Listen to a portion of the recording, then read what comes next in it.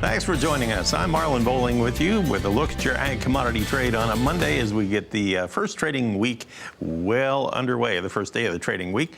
And we are going to be joined right now in studio by none other than Chris Swift of Swift Trading Incorporated in Nashville. Thanks for coming in, Chris. Absolutely, Marlin. Good morning. Good to visit with you again. Yes, sir. All right, on the grain trade, a little firmer tone here this morning. What's underlying all the bullish enthusiasm I think probably not as many corn planters out into the field this weekend as what was hoped for. Still a lot of wet fields out there, and in the wheat market, the crop tour that's coming out this week, everybody's going to be hesitant to see what it is. But some of the fields that I looked at this weekend, they were already either killed them, looking to turn them over into something else, or it's just not very good for the wheat. So how much impact do you think that wheat tour will have on the market? A tremendous amount. I think it will finally put the nail in the coffin to this year's crop. It's just not going to be able to give us enough carry out going into next year to be able to suffice without big world crops as well. Okay, you talked about planting delays on the corn, and from what I understand, talking with our weather team, it sounds like the weather is going to be pretty conducive to really make up a lot of progress It will. this week. However, you have to keep in mind the planting progress numbers were based as of Sunday, right? That's correct. On a survey done on Sunday. So that would not totally be reflected yet if there is a gain here taking place like right now. Probably not. And this afternoon when they come out with that crop progress, it'll probably be skewed just a little bit. Most will know that and not take it all to heart that probably nothing got planted last week and into the weekend. But once we started this week, it'll be much different because it is starting to warm up a little bit, and you'll get those fields drying out pretty quick. So I just wanted to point that out. It sounds like the majority of analysts I've been speaking with, they seem to think that the number may be really low yet this week on planting progress on the corn, but they say given the way the weather looks this week, that could make up all kinds of ground by next week. And the speed in which they can get corn planted at now is just phenomenal. Okay, So. well, let's take a look at the board. Okay. And let's see what the prices are doing. So here we go with a look at corn in Chicago. July corn is up 4 at 402.5, so it's only 2 ticks from our high of the day now. And December now trading 3 1/4 higher at 417 3/4, so only 1 tick from its high of the day. So maybe there's a little concern, Chris, about planting progress yet. On the soybean trade, we did have a sale overnight of 120,000 tons to Argentina, and it is higher. July soybeans 4 higher at 1060 1/4. November 7 higher at 1054. And I thought this is interesting.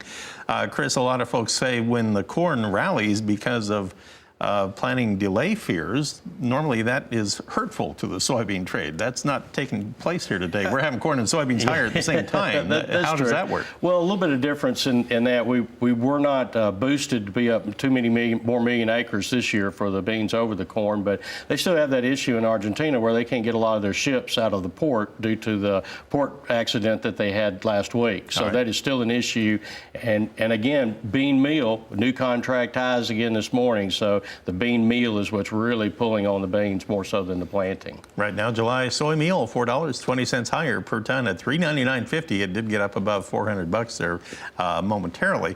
All right, let's look at the wheat trade, and we'll see what's going on in Chicago and Kansas City and Minneapolis wheat. First in Chicago, July up 12. Get a load of that, 510.5. Now we have December up 10 3/4. On the Kansas City wheat, where Chris was just talking about the wheat quality tour getting underway this week, July now 9 3/4 higher at 540 1/4. And in Minneapolis, where they have been struggling to get any wheat planted, we have July Minneapolis wheat 9 3/4 higher at 617 3/4. A quick touch on the cotton market will show that we have July there 50 points lower at 84.01. Meanwhile, December down 37 at 78.90 per pound. Welcome back in a moment, and we will take a look at our livestock trade. Chris Swift and I will be back right after this. And we are back with you. I'm talking with Chris Swift of Swift Trading Incorporated in Nashville, Tennessee.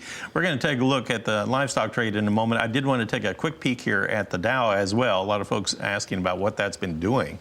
And it did open up higher this morning by about 160 points or so.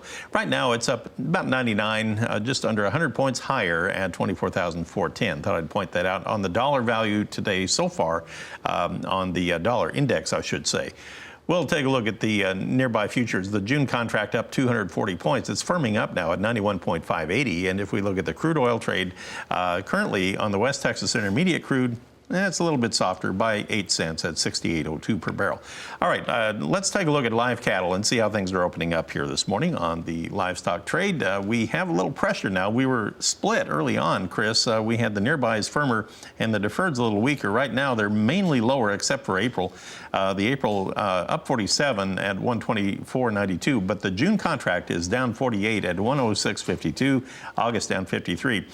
Chris, you were telling me that most of the volume is taking place in that June contract anyway. That's the one to focus on? That is correct. Yeah, April goes off the board this afternoon at noon. So, and here at 125 and a 126 cash trade within a dollar spread of the basis, that's about as close as you can get. So, all right, what are they looking at when they look at that particular, and we can bring the price back up on the screen for our viewers at home. When they're looking at June, what kind of price parameters are you looking at for overhead resistance and maybe support below where we are? We're now at 106.58. Well, that's a really interesting facet with a basis, you know, literally $11, $11.50, $19 wide, that there is a lot of convergence that has to take place to get that down to the dollar that we see April in the cash going off right now. So I don't really know how it will converge, but I do know that it will converge, and that means either cash goes down $20 or the futures goes up $20, or they meet in the middle somewhere halfway. But how do the feedlot managers or the packers handle that? Well, I think they do a lot of forward contract and they pull cattle forward. It's just literally impossible to hedge a cow $20 cheaper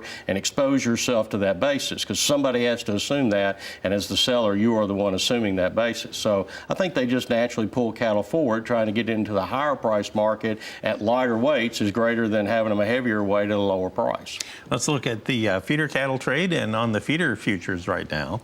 The nearby May down 57 at 141.45. We have August 53 lower at 147.72 per hundredweight. So much closer to the low of the day than we are to the high.